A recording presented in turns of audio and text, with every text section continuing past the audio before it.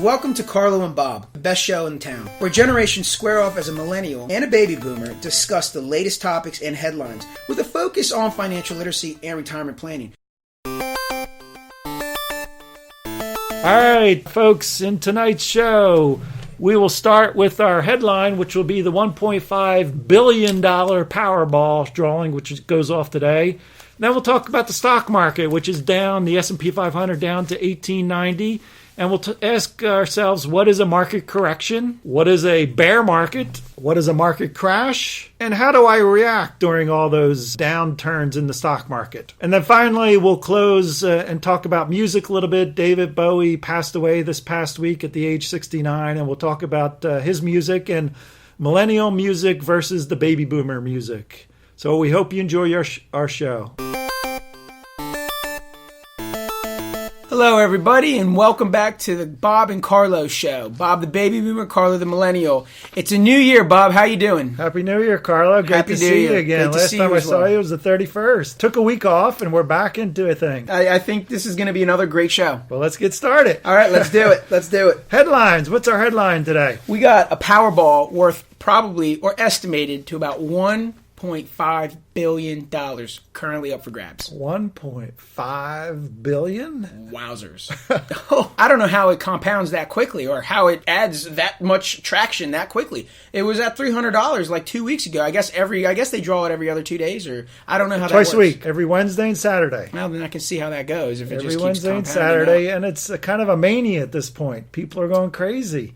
You'll see lines out of stores. And it has become a mania. I went today to get gas at Sheetz at like just a random time that you really just don't ever see that many people at Sheetz, and it looked like it was Christmas Eve. You know, people were out getting ready to go out to church, just doing things. They were dressed up, and I went, got gas, and I saw about 20 people lined up to get that little machine to give them tickets and their numbers for the Powerball. What's the odds of winning? Do you know? Well, I heard you say it first. What's my odds? Well, it's funny you say that. I got a ticket right here. All right. I got a lucky ticket. I won't read the numbers. I don't think it really matters if I did. I got 3 pulls. So, you know, it's on one ticket, but I've got 3 chances. All right. Well, what are my odds? I think it's like a matter of finding the Titanic or flying on the Titanic one more time in the air. I saw it on news the other night. You know what they said? They said if everybody in the United States put their name into a giant bowl, everybody, you could pick one name out, and that's your odds. It's like 1 out of 300 million. And that's crazy. Why is it then that I hear that it's like you have a better chance of becoming the president? Wouldn't that technically be the same, right? I mean, is that fair? Because there's only one president. I don't know. I'm just giving those other people a hard time that say that. I also heard real quick that if you were to cash it in for $1 bills, all of this money, apparently it would be heavier than a fleet of elephants, 2 cruise ships, and much more. And I ask the question is what's a fleet of elephants? I mean, I understand it's many of them, but how many? So they weren't too descriptive either. So. All right, so you win, and you got a decision to make. Do I take it in a lump sum, or do I take it over 30 years? That's your choices. What are you going to do? Well, I'm glad that someone at least knows the longevity of the years, because some people think it's 5 years, some people think it's 20 years. I'm glad to know that it's 30 years, because I'm going to take it from you. Well, from what I've heard, and correct me if I'm wrong, it's what you're here to do, I would take it in the lump sum, because over the period of time, I may not get it all. I don't know. Am I right? Am I wrong? Darn it. What is it? The 30-year payout is guaranteed. If you pass away, it'll just go to your benefactors. So are you serious? Yeah, so it's 30 years, no matter whether you're living or not. They're going to pay that 30 years out. Does it go even below to my grandkids? Yeah, it just goes for 30 years. It stays in the family. Yeah, it just stays however you in your will dictate that it'll go. It goes for 30 years. Oh, my. Oh, see, there you go. That's something I did not know. Yeah, and the other thing I read, and I was reading some articles, is most people take the lump sum. Why do you think? Because they want the money now. They'll pay a boatload of taxes, and they take the money now. But the article is saying, maybe you take the annuity because it'll be one way to keep you from doing foolish things. I believe you're right. And let me ask you this. And I'm not saying that you're a Powerball expert. I mean, I hope you are. I don't know. But if someone were to change their mind, is there an opportunity to do so? I mean, once you take the lump sum, you take the lump sum. That's it. And then once you lock into the annuity, I think you're locked in. Okay. Fair the enough. Other tidbit, did you know there's other prizes? There's other way to wins? Yeah. Please educate me. I'm going to just start betting with you. What are these? Because I have a ticket. So if you get 5 out of the 6 numbers. 3, 4, including the last bar. ball, right? It's always the last ball that comes the out. first 5. If you get those first 5, you get $1 million. Are you serious? Yeah. So a lot of people won $1 million this last time around. We just didn't. They didn't, get the. Oh, so some people actually won on these Powerball. On Saturday, yeah. There are a lot of people won on Saturday. They just didn't win the big prize. Let me ask you a quick question. Would you be happy with either? Say, it is what it is. Would you be happy with $1 million? I guess you're right. Well, we're playing a dumb game, so I'm allowed to ask a stupid question. I guess that's fair. Yeah, I guess I'd be happy with $1 million. All right, well, it's going off tonight at about, I think, 10:59, and I'll be sleeping by then. But tomorrow we'll see if somebody won the big jackpot. Real quick, Bob, if someone gets it, they always hear this cliche statement, I'm going to get an accountant, I'm going to get a lawyer. Let's just use it as a way to say, what if someone got an inheritance of maybe $3 to $4 million? What do they do with this? Like when they don't have money management, where do they go really besides an accountant or financial advisor? Who do they trust? I think they would, with those kind of dollars, you'd hire a team. I'd get myself an attorney, get myself an accountant, and a good investment advisor. And what do they do for you? Well, the accountant will advise you on how to hopefully minimize your taxes and how to pay your proper taxes. Okay. The lawyer will help you make sure you got everything legally set up. Okay. And the investment advisor will help you on how do I invest this money. How do you invest it? Yeah, so you got 3 different expertise, and I think you put together a good team. Yeah. And you try to, and you find the ones that are trustworthy, essentially. That's that would right. be it. So let's get into the Q&A here, Bob. Well, did you watch the market today, the stock market? I've been seeing it. I know it's been going down. A stock that I loved, not Adamus, another stock, Mankind, that I loved, and I had it at like $3. Well, luckily I sold, even though it was at a minimal loss. My gosh, it's down to 50 cents a share. So yeah, I've been seeing that's down, but is the whole stock market down? Well, we look at the S&P 500, which we talked about as one gauge, and that's at $1,890 today. It closed at $1,890. I'm going to go on a limb and say that's low. It was about a month and a half ago, about $2,100. Yeah. So that if you do the math, it's over a 10% decrease in about 6 to 7 weeks. We would say that's astronomical. That goes to our Q&A today, and our first Q&A. What's our first Q&A? The market correction. What's a stock market correction? Well, stock market correction is generally defined as a short time period, a couple months, in which the market goes down 10% or more. So we're seeing a market correction. But now that it's down to 10%, is that indicating to us that maybe it's time to start buying because... Well, that's the big question. And just to give you a little background, since 1900, there's been over 120 market corrections. 1900, over 120 market corrections. So that's about once a year you expect to have a market correction. It's pretty normal to have a market correction. If you look at history, at least once a year that we see a decline of 10%. The big question is, and it's the second Q&A there, what is a bear market? There we go. What's the bear market then? I mean, obviously that has some correlation. Again, there's a lot of general definitions, but one generally accepted definition, a bear market is a short time period of 3 to 6 months where the market goes down 20% or more. Oh. And to give you some perspective, since 1900, there's been about 32 bear markets. Oh, well, then there we go. And clearly... So once every 3 or 4 years, you see a bear market. Well, so clearly then the market corrections, well, I guess then if you see a bear market, well, then that just goes down an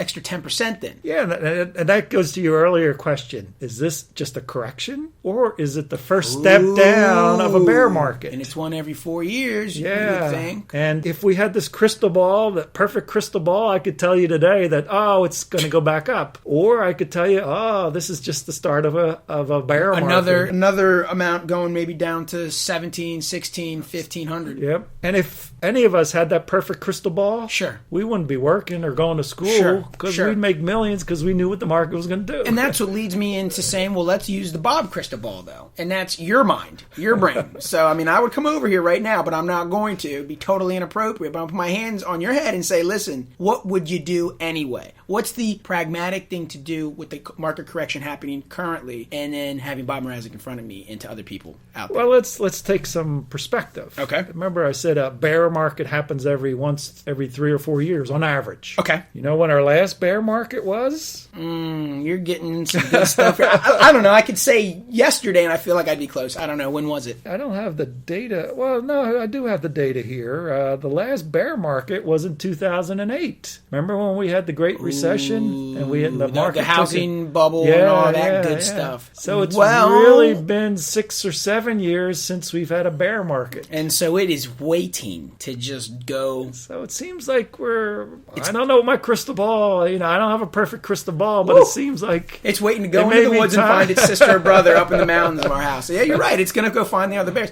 I see it going to be a bear market. What do you think? Well, you'll see me, you'll hear me say over and over again, the stock market's like the roller coaster. It goes up and down. Sure. And it's healthy for it to go down occasionally. I tend to agree with you that I could see it go down to 1700, another 10% leg down. And I think it'd be very helpful because it'll build a base for us to go to even higher highs into the future. I agree with that. I mean, I know, again, we have plenty of shows to come, but is it fair to maybe forecast some of our words and by saying maybe we should start to think about just observing certain stocks that we may be interested in investing in so that when that time maybe comes, that would be the appropriate time to buy a stock, correct? Oh, you want to buy low, sell high. You'll hear me say that again over and over again. So then clearly if you apply those words to what's happening, then you would think, yes, that would be a yes. Yep, that would be an appropriate time. Well, we got another one here. Okay, what's a market crash? We know what a bear is. We know what a market correction is. Well, a crash, maybe splitting hairs here, but a crash is when you have a very dramatic panic selling in a very short few days or whatever, where it goes down 20 or 25% because everybody is just scared to death. Of what? It's just becomes pandemonia. Its emotion takes control over everybody, and it could be at something the same time. Yeah, all at the same time. It just well, then there's got to be a God. I mean, that's what I think. I mean, if everyone simultaneously has some sort of pandemonium instilled inside them, or some type of hysteria, fear mongering, whatever that might be, I don't understand how everyone has that same belief, that same anxious feeling in the same week. There's been examples. You go back to October 1987. I was a young lad back then, and just starting to dip my toe in the stock market. I was non-existent by 12 months, but all right. In one day there, I believe the market went down 25% in one day. 25% in one day. Now, eventually, it didn't lead to a bear market because in the ensuing days and weeks, it popped right back up. But that's an example of a crash where just an unexplainable... Just everything maybe is happening at the same time. Precipitous drop happens all at once in a very short time. So they've put some controls in the market where they have, like if the market goes down real fast, 10%, they'll put a stop on selling and buying just to try to calm people down. So maybe it may not happen as often, but... wow. That's interesting. Yeah, they have some mechanisms in place to try to prevent something like that happen. But it's just good to to understand the differences and what those three are. But the bottom line question I think you alluded to earlier is, what do I do as an investor in these corrections or in these bear markets? What do I do? With all of the ocean water like pushing, swaying us, pulling us out, taking us back in. I mean, what are we doing? We're just like a pawn in this whole game. Yeah, and I always say try to take your emotions out of it. Remember what I said earlier about... We're not Navy SEALs here, Bob. I mean, this is money. This is just life that we're talking about here. It's not that easy. Wow, that's harsh. That's good. That's good words, though. That's good. Remember our last session? I think it was Warren Buffett I quoted, who said that when everybody is fearful, it's time to be greedy. And when everybody's greedy, it's time to be fearful. And that's trying to take the emotions out of it. If everybody else is emotional and running out the door, step aside and try to check your emotions at the door and not let them drive the car for you. So my advice is look long term. If your money is there for the long term, shouldn't have much to worry about. And I mean, in the sense of if you got money in a retirement account and don't intend to touch it for 25 years, a 1 or 2 year blip is a 1 or 2 year blip. It's it's irrelevant to the grand scheme of things of maybe being down there 30 years. Because oftentimes and studies have shown this, is people let their emotions get the best of them. The market goes down in a bear market. They sell at the bottom of the bear market. And then, jolly old St. Nick comes around and the bear market starts to turn into a bullish market. And then they gets to the top and they say, I want to get on this bandwagon here. And they buy high.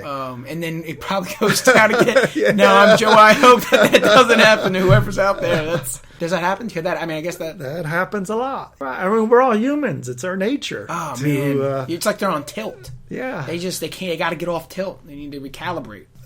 Again, you'll hear me. I'll be like a broken record, but try to take your emotions out of it. Buy low, sell high. It's one of those old maxims, old theories that really does work if you can stick to it. But it's hard as human beings to do that. Let me ask you real quick about the precious metals. That's a commodity, I guess you could say. Mm-hmm. What do you think about investing in those type of? Just curious. Gold, silver. Well, I think they could be part of a diversified portfolio. Yeah, that sounds about right. I generally wouldn't put more than 5 to 10% of your portfolio in those. Okay. Because they do at times have a diversification factor. When the market is tanking, oftentimes gold goes up. Sure. To try to, see what it counteracts. It levels out. Yeah. Okay, yeah. That makes sense. And what are some industries that maybe are in your foresight? You would think, hey, take a look on these if you're interested in researching certain stocks and then maybe investing. What would be a good industry? I'm not really into individual industries or individual stocks. Oh, you're not? For the most part. Okay. I'll play a little bit. That's your fun time, but then, okay, that's like going to the casino and putting... So then what are you into? What would you say is a? I generally like to have a diversified portfolio and have the bulk of my money in a diversified portfolio of which we've talked about, and we'll talk about more of what that is later on. But it spreads. It's the old adage of you don't want to put all your eggs in one basket. You put a little bit in small stocks, a little bit in mid stocks, a little bit in large stocks, some gold, some international stocks, some bonds. Wow! So you spread it all out. And that makes our mutual fund. For the long-term investor, that's probably the best way to go. And then we can get into more detail with that on a later show. But sure. That would be my approach. That way you can sleep at night and not worrying about... Because if one's being a bad boy, the other one's probably, cleaning up the house. That's right. And making you some money. Yeah. All right, I got you. Just another great, educational, wonderful show. But we have to sadly mention David Bowie. I heard that, age 69, still a youngster in my opinion. But that is young. I mean, not even joking. You're right. That's young. But he looked bad. Okay, so I'm going to confess to you and to the people out there, when I heard David Bowie died, I just, I hear David Bowie and I'm on my way to school. I'm like, that name sounds familiar, but it just sounds like a name to me that is known, and that's that, like a thing. Like, I don't know. And I knew it was like a musician, but I just didn't know. And then I went to YouTube to say, David Bowie's greatest hits, just to see. I mean, the first 8 songs that I kept just clicking to each one, knew them all. And I mean, I knew them all well through either video games for us, or the millennials. I mean, his music was spewed through all channels. Well, tell me about this now. Baby boomer music versus millennial music. I'm biased, but I think baby boomer music is music for the ages. It'll go on forever. You think about the Beatles and some of the great groups and that kind of music. It'll be there forever. This millennial rap and all this other stuff. Like, hey, let's go eat some hay. Yeah, I don't know, and let's go by the bay. Wait a minute, you're supposed to be defending that. No, well, okay. To be fair, I sit here and say, I do like rap. Having said that, digressing real quick of what you said about the baby boomer music, I do respect it. I'm not a fan of the Beatles, I'll be honest with you. But I respect Led Zeppelin. I respect a lot, like Carlo Santana. I know he's not a millennial. He's not he was just a really good guitarist too. But there's some other great, like The Who. They got some really classical Billy Joel. I mean, there's some great music. Don't get me wrong. I went to Billy Joel concert. Love Billy Joel. Bruce Springsteen. Do you like him? No, come on, he's a New Jersey boy. He can't sing. Coming to the close here, I don't want to hold you too long, but to answer your question, I do like rap, but there's plenty of rap out there that there's different types of rap, okay? There's good rap out there where it's fun to talk about, I drove, in a nice car and I went to a nice dinner and I like art. They talk about spending the money. Okay, it's nice to dream, right? We're all going for that 1.5 billion in the Powerball. But then there's music where it's like, oh, if I don't have money, then I'm going to take your money and then I'm going to bury you 6 feet. To me, that's disgusting. Now, the beat may be cool because it's just music. It's, but I'll actually pass it on Pandora if there's certain music because I don't understand those messages because I like to listen to rap music. I'm glad I'm not the only one that doesn't understand it. Well, I don't want to be that person. Like, how am I going to like that music and then end up going to like a Sheetz one day and then now I'm that person that gets their money taken? I don't want to promote it. So anyway, no, much respect to your music. Let's Dance was David Bowie's song. Let's Dance. Like that. So what was your favorite David Bowie song?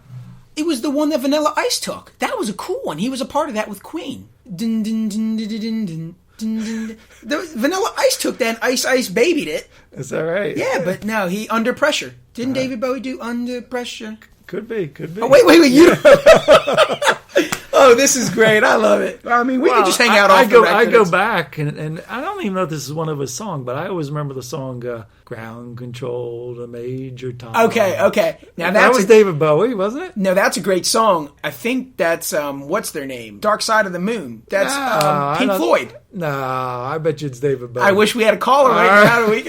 I really do wish we had a caller. Man, I don't think... Who can we call here? I'm going to make a call. We're going to now let the viewers know that we're doing our debut of the phone call. Here we go. We're going to call my good friend Chris. Let's just see. We'll get him in as a little Wait. All right. Let's see. I want to see what Chris is because I looked it up on the internet too. Okay. We'll see. If Ground Control's him. Yeah, what up? Hey, what's going on, Chris? You're on the radio show with Bob Mrazek and myself. Hey, Chris. Hey, Mr. Razik, how are you? Good. We need an expert's opinion here. Chris, we're finishing up our... Let me mute my TV. Okay, sounds good. All right, Chris. We're talking about David Bowie. Did you ever hear the song "Ground Control to Major Tom"? Yeah. Who sang that?